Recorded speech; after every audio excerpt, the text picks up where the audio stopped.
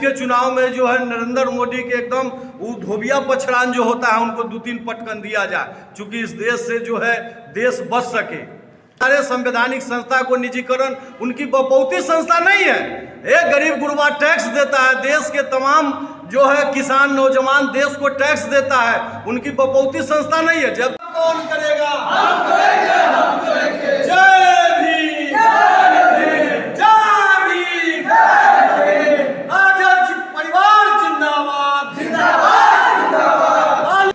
26 नवंबर को संविधान दिवस के मौके पर पूरे बिहार भर में राज्य स्तरीय संविधान बचाओ कार्यक्रम का आयोजन किया गया। इसी कड़ी में लालगंज में भी एक कार्यक्रम का आयोजन किया गया था, जिसमें राजद समर्थकों ने जमकर नारे लगाए। हम आपको बारी बारी से दिखा रहे हैं राजद के प्रखंड अध्यक्ष, जिला अध्यक्ष ने क्या कहा। आज किस तरह का कार्यक्रम यहाँ लालगंज में रखा गया है?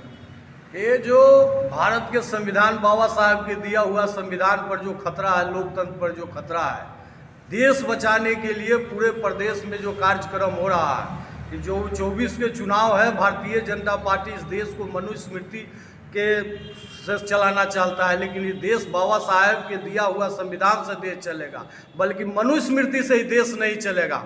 और ये जो मनुवादी सरकार है, ये सरकार चाहता है कि देश मनुस्मृति से चले, ये देश संविधान से चलेगा। लोकतांत्रिक देश है, बाबा साहब के दिया हुआ संविधान है, जो संविधान से ही देश चलेगा, देश मनुस्मृति से नहीं चलेगा। इसलिए पूरे देश बदलाव के मूड में है। 24 की परिवर्तन के ये शंखनाद है, जो 24 के चुनाव में पूरा देश परिवर्तन के मूड में है। संविधान की रक्षा के लिए सिर्फ राजद ही आगे आ रही है पार्टी, और कोई पार्टी क्यों नहीं मैदान में? नहीं, पूरे जो है जदयू का भी कार्यक्रम भीम पर हो रहा है, बाबा साहब पर आज पटना में कार्यक्रम है, राजद के भी कार्यक्रम है, इंडिया गठबंधन में सोनिया गांधी, राहुल जी का भी समर्थन है, वो भी इस कार्यक्रम को आगे बढ़ा रहे हैं। इसलिए इंडिया गठबंधन के जो भी विचारधारा को देखिए, देश में 2 विचारधारा है, एक मनुस्मृति को मानने वाला, दूसरा संविधान को मानने वाला।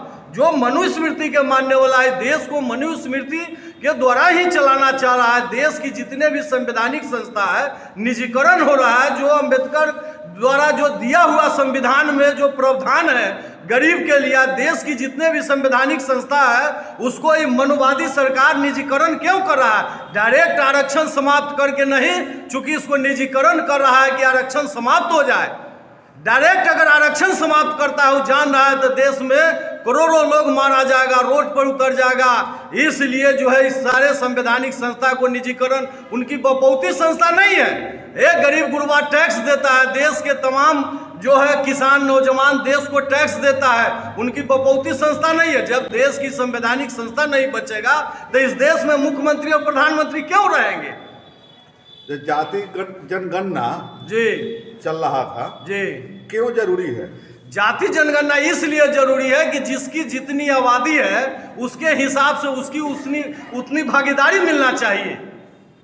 अच्छा, ग्राम चौपाल के बारे में यहाँ दिया हुआ है, क्या है ग्राम चौपाल, किस लिए लगाया जा रहा है? एक ग्राम चौपाल जो बाबा साहब के अम्बेडकर को जो दिया हुआ संविधान है, ग्राम चौपाल के माध्यम से जो इस विचारधारा के मानने वाले, जो संविधान पर विश्वास करने वाले लोग हैं, उनको एक संदेश दिया जा रहा है कि 24 के चुनाव में देश जिस तरह बदलाव के मूड में है, पूरे लोग जो है पूरे देश बदलाव के मूड में है। इसके माध्यम से लोग को एक संदेश दिया जा रहा है कि लोकतंत्र खतरा में है, भारत की संविधान खतरा में है। सारे लोग एक होके 24 के चुनाव में जो है नरेंद्र मोदी के एकदम वो धोबिया पछड़ान जो होता है, उनको 2-3 पटकन दिया जाए, चूंकि इस देश से जो है देश बच सके। इसको क्या कहा जाएगा? जन जागरूकता कहा जाएगा कि चुनाव की तैयारी कहा जाएगा? माने समाज को जागरूक किया जा रहा है, चूंकि उसको तैयारी, अब तो चुनाव है, चुनाव तो सामने है, तो चुनाव की तैयारी हुआ, समाज को जागरूक किया जा रहा है। गरीब गुरबा जो संविधान पर आस्था रखने वाला लोग है, उसको क्या, वो लोग के बहुत लोग के आज भी वो जो है से साजिश के शिकार हो रहे हैं। देश में देश की संवैधानिक संस्था सब निजीकरण हो रहा है, बिक रहा है संवैधानिक संस्था, आज उनकी आरक्षण समाप्त हो रहा है। आखिर के गरीब को आज पीएमसीएच जैसे, आईजीएमएस जैसे लोग हॉस्पिटल है, संस्था है, तभी तो गरीब के वहाँ जान बच रहा है ना। सारे संस्था जब निजीकरण हो जाएंगे तो आखिर के गरीब को कौन रक्षा करेगा? अपना नाम बता दीजिए। जी, हमारा नाम पप्पू प्रसाद यादव हुआ, जिला विश्व सूत्री मेंबर हुए हम और राजद के जिला उपाध्यक्ष। आज संविधान दिवस है, इस अवसर पर आप लोग का क्या कार्यक्रम हो रहा है?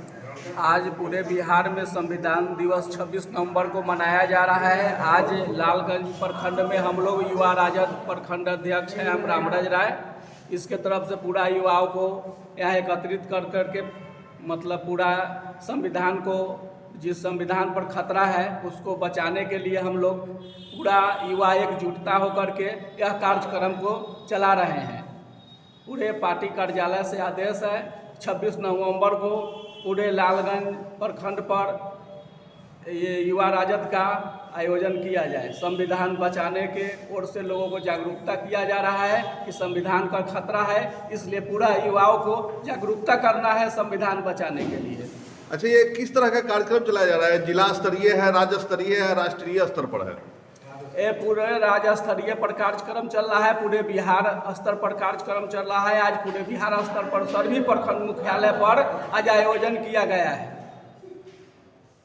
अपना नाम बता दीजिए। मेरा नाम रामराज राय, लालगंज युवा राजद प्रखंड अध्यक्ष। आज पूरे बिहार संविधान दिवस के रूप में मनाया जा रहा है। हम लोग जो मनुवादियों के द्वारा जो संविधान पर खतरा है उसके खिलाफ में हम लोग पूरे बिहार में पूरे प्रखंड स्तर पर ग्राम चौपाल कार्यक्रम का लोगों को सजग कर रहे हैं। लोगों को सजग कर रहे हैं और हमारा ओबीसी, बैकवर्ड, हरिजन, सभी दलित, पिछड़ा।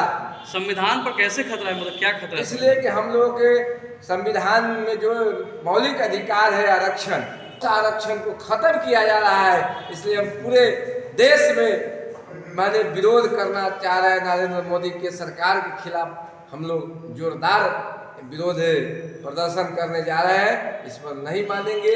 हमारे देश में कि प्रधानमंत्री अंधा हो गए हैं कानून के खिलाफ, इसलिए हम लोग उनके विरोध में या ग्राम चौपाल लगा के सभी आवाम को अम्बेडकर जी के संविधान का लिखा हुआ वाणी को आगे बढ़ाना चाहते हैं और देश में अम्बेडकर के कानून के द्वारा राज्य देश में कायम कानून चलाना चाहते हैं। इसी के लिए